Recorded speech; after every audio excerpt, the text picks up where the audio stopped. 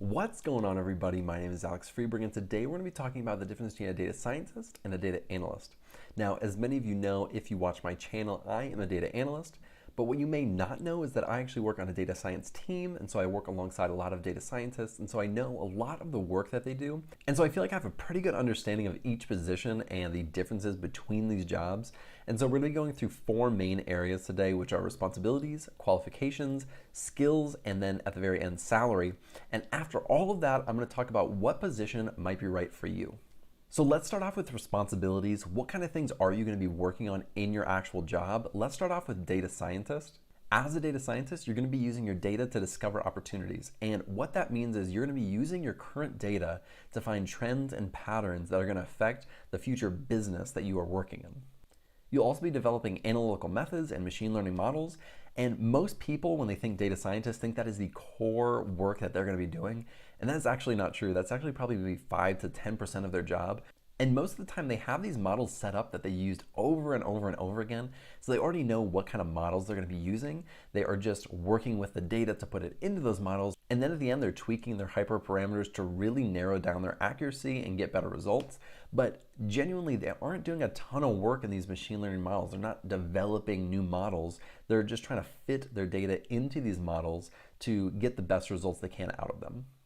The next thing is data cleaning. And when I say data cleaning, I mean a lot of data cleaning, because genuinely they are doing so much work just cleaning their data, making sure it's going to be good and usable for their models. So when they plug it into these models, it's going to give them the best results and the best output, and that it's formatted correctly for their machine learning algorithm to actually work and to actually read the data and give them the output that they want. And you'll also be conducting A/B testing. Now, this looks very different in different industries, but basically you're going to be doing two independent tests, getting two different results and seeing which one actually gives you better results. In a nutshell, that really is all A/B testing is, but it can get quite complicated.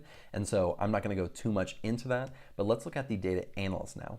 As a data analyst, you're going to use your data to solve problems that your company has right now. So instead of trying to find trends or opportunities for the future, you're trying to answer questions that your company has now and have an immediate impact. Other responsibilities are also creating reports or creating dashboards. And for creating reports, a lot of times you'll use either SQL or some cloud platform or any number of other tools that are out there for creating reports. And then for dashboards, you might be using something like Power BI or Tableau or maybe even Python.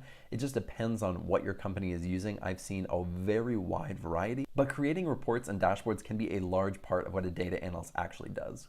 And often they'll also help with gathering incremental data from different sources. So you need the data, you have to get it from somewhere, so you may work with a client or an internal team to help gather that data or get that data into your systems, whether that's your warehouses or just your SQL servers or whatever that is for your company. But you have to be getting that data somewhere and using that data for these reports and for these dashboards. So that may also be a part that you're doing. Now let's look at the qualifications for each of these positions, and let's start out with the data scientist.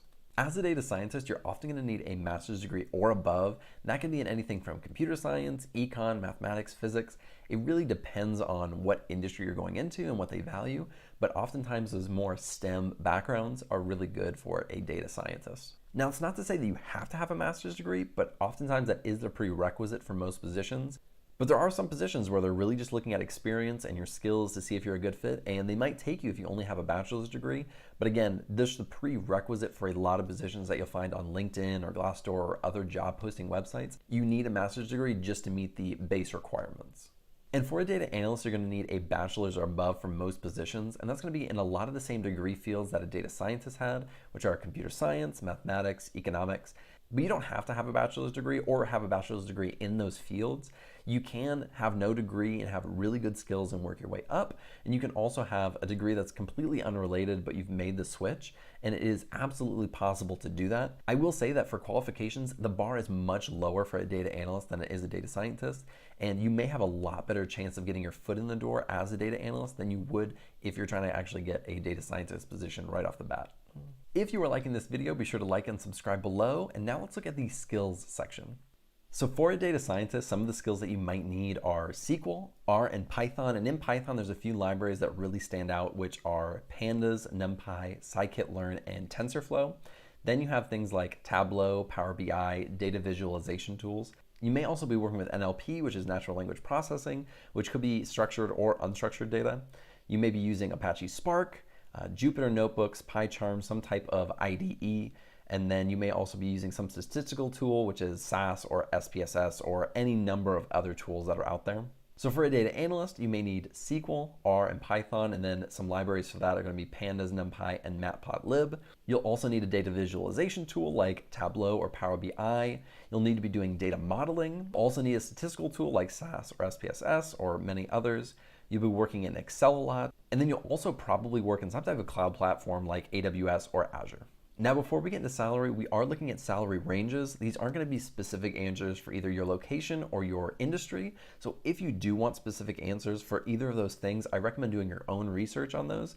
But let's get into it and let's look at data scientist salaries. So for an entry-level position, you're looking at around 85 to 95,000. For a mid-level, you're looking at 100 to 120,000. And then for a senior level position, you're looking at somewhere around 120 to 150,000. And for a data analyst, for an entry-level position, you're looking at around 45 to 60,000. For mid-level, 65 to 85,000. For a senior-level position, around 85 to 110,000. Now, looking at these salaries, you might think, well, Alex, I'll just go be a data scientist. Obviously, they make a lot more money. I'll just go do that. But I want to urge you to really look at these positions and see which one fits your skill sets, your education, and the kind of work that you want to be doing. Because I will say that although there are a lot of similarities, there's a lot of differences as well. I think for a data scientist, it takes someone who's very driven to get either a master's or a PhD in a specific degree and really pursue machine learning and know how to use those models correctly.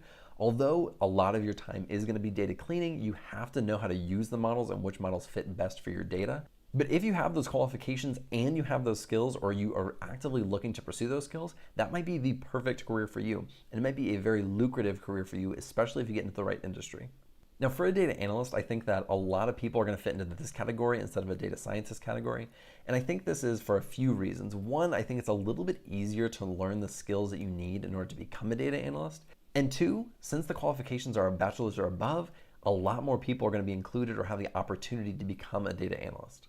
Overall, it really is up to you and which one you prefer. I think you should really look at yourself and see what kind of work you enjoy doing. I think both of these careers are fantastic options long term, and I don't think these jobs are going to be going away at all in the near future. I think the popularity of these jobs are only going to increase over the next 10 years. So getting started now and knowing what you want to do and just going for it is really the best advice that I have. So that's all I got. Thank you guys so much for watching. If you like this video, be sure to like and subscribe below, and I'll see you in the next video.